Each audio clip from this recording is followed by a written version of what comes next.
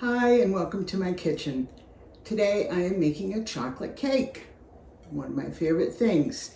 And I am using the recipe from my favorite cake author, Yolanda Gampp.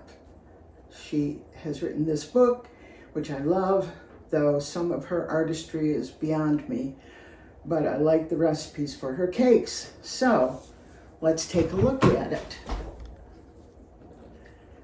So for her chocolate cake, we've got 2 3/4 cups of all-purpose flour, King Arthur, need I say no more, 2 teaspoons of baking powder, 1 1/2 teaspoons of baking soda, a little bit of salt. I've already put all these ingredients in this bowl. And then a cup of cocoa powder, which is in this bowl. Now she recommends that you use Dutch process, because Dutch process is probably the best. I used it today. I ran out of it today, so I'm going to have to get more. But if all you have is Hershey's cocoa for baking, use it. You know, Dutch process is really, really good. It takes it just up a step, but use the Hershey's if that's what you've got. 2 cups of boiling water to mix up the cocoa powder. 1 cup, which is 2 sticks of unsalted butter, and they're softened. 2 1/2 cups of sugar. She doesn't have it in her recipe, but I add a splash of vanilla and 4 large eggs. Now, the butter needs to be soft, but not melted. You know, that's really important. I can never get these signs to stand up. So what I do is, especially when the weather's cold, like it is this time of year, I take the sticks out the night before. Again, you gotta pre-plan a little bit. Sit them on the counter overnight, but they're still too hard. So what I do is in my microwave, I boil a glass dish with some water in it, and that creates a hot, steamy atmosphere in the microwave. And then I set the sticks in there for a few minutes, and that makes them soft. Not melted. You don't want melted, you want soft, so you can press your finger in it. So that's what we've got. But the first thing we're going to do is liquefy the cocoa with the boiling water. Because the water's boiling, I just boiled it and poured it into this measuring cup, and it's got to cool down before we can put it in our cake mix. So there it is, all 2 cups of it. And I'm going to stir it up really well.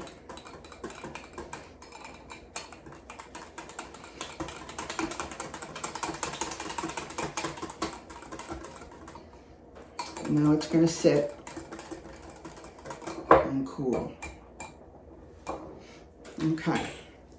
And then while that's happening, I'm going to take the sugar and throw that in the bowl of my KitchenAid, which is empty right now. But now it's got the 2 1/2 cups of sugar in it.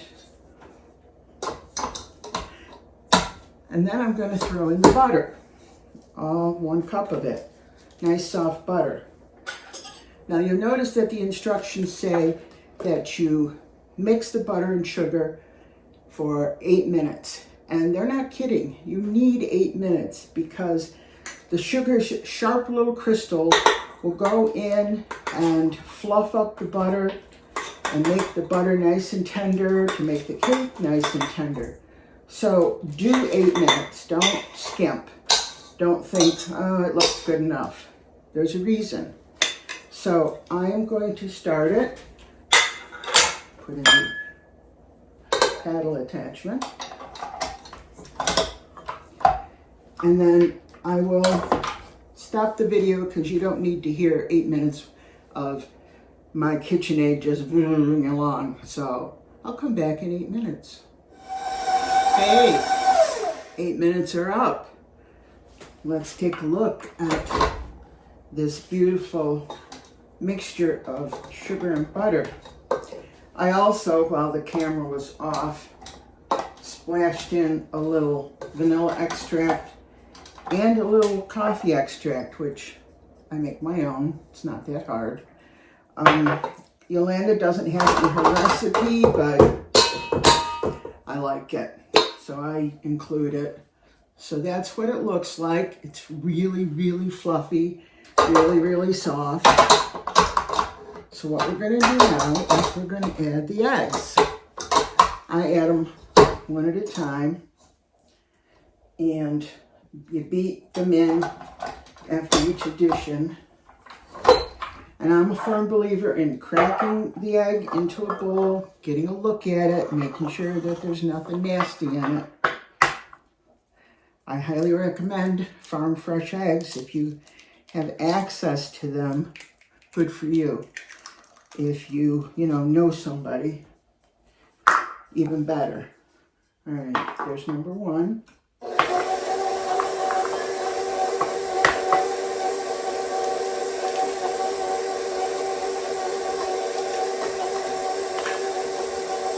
Number two.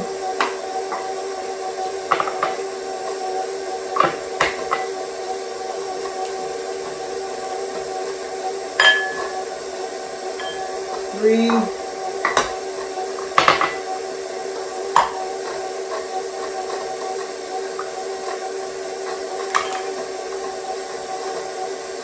And four. Now, if you buy eggs from the grocery store, you probably keep them in the refrigerator because you don't know how old they are, really. Mine are fresh from my chickens, so I keep them in a basket on my countertop. But the eggs need to be at room temperature, so you want to bring them out a few hours beforehand. If you forget and they're in the refrigerator when you want to start the cake, you take a bowl of warm water, not hot, and set the eggs in there for 10-15 minutes, and that'll take the chill off them, and then you can use them. And they'll work better because they won't be so cold. All right, so now we're to the part where we're adding the dry ingredients: flour, baking powder, baking soda, and a bit of salt. So what we do is we add in about a fourth, mix it, and then the melted chocolate has cooled down, because the last thing you want is scrambled eggs from a hot liquid going into the cake mix. So we're going to pour about a third of this into the bowl, nice and easy.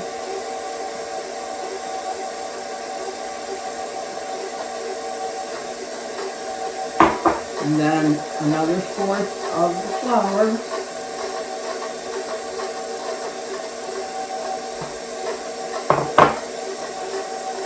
I'm going to mix it up a little stronger for just a minute.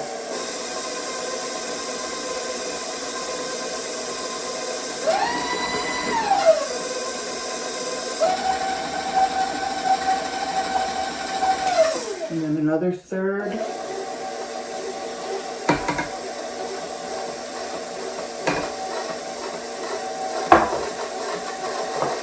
About half of what's left in the flour.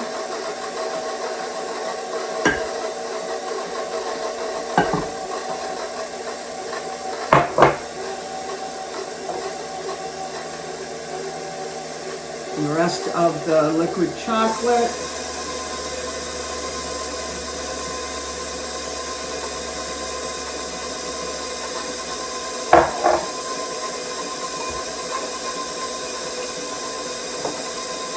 And then the rest of the flour mixture.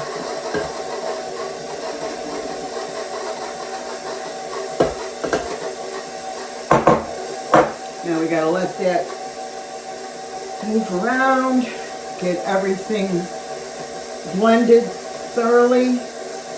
I'm going to increase the speed for just a half a minute.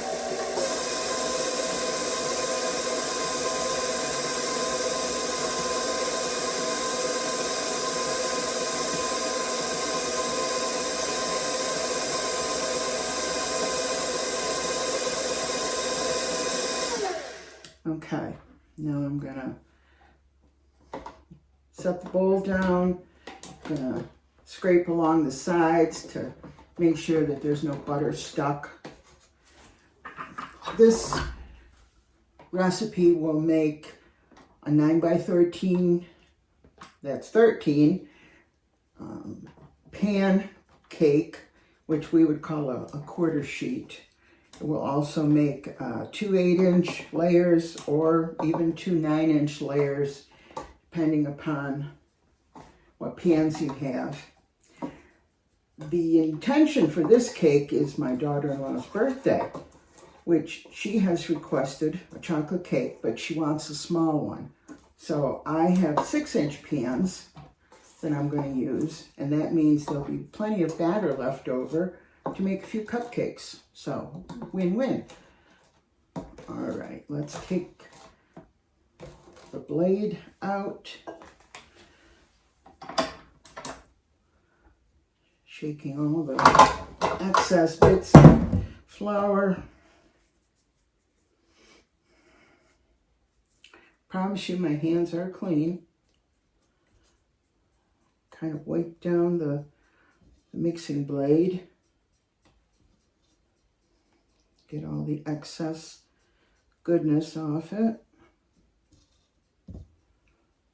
I've often wished I had a really, really skinny spatula to get in and do what I just did with my fingers.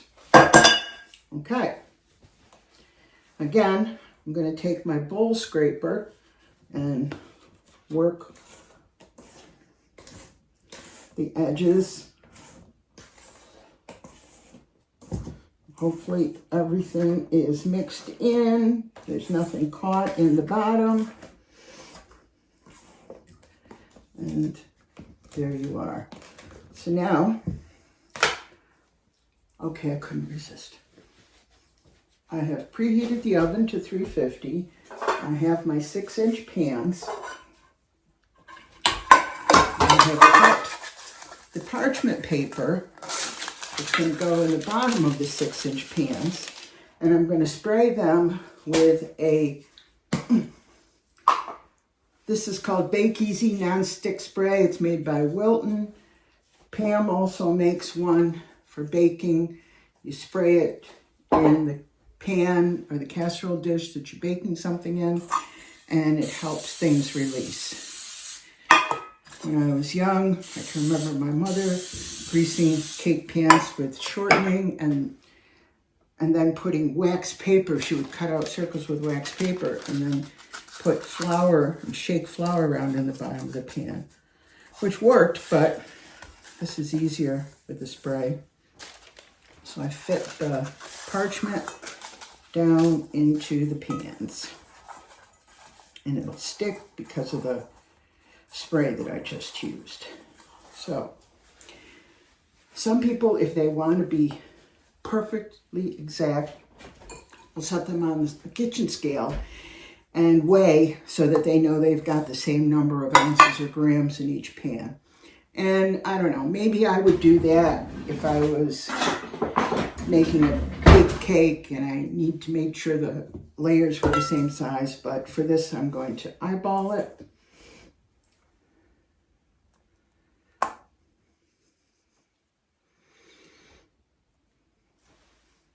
You don't want to fill the pans up too much because it's going to rise up, you know, and you don't need it flowing over the top. You have to cut the top off, and I don't want to cut the top off if I can help it. Okay, that's good. They're about 2/3 of the way up. Now, the next thing I do before I put them in the oven is I add this baking strips. Now, Wilton makes these, King Arthur makes these. I have some of both, of course. They go around the pans. You soak them in water. They go around the pans, and that helps everything bake consistently, because otherwise the outer edge bakes faster and the inner edge not as fast, and it may be done on the outside but not done on the inside. Well, this keeps the outside of the cake from not getting cooked, well, baked, I should say, as quickly as it would, and you've got a more consistent doneness. So I soak these in water for, I don't know, half hour maybe. Now I'm threading them through the loops. I like the King Arthur ones because they have Velcro, but I don't have the small enough size on the King Arthur ones. So let's get these put on. And then I'm going to put these puppies in the oven for, well, for an 8-inch cake, Yolanda says 50 to 55 minutes.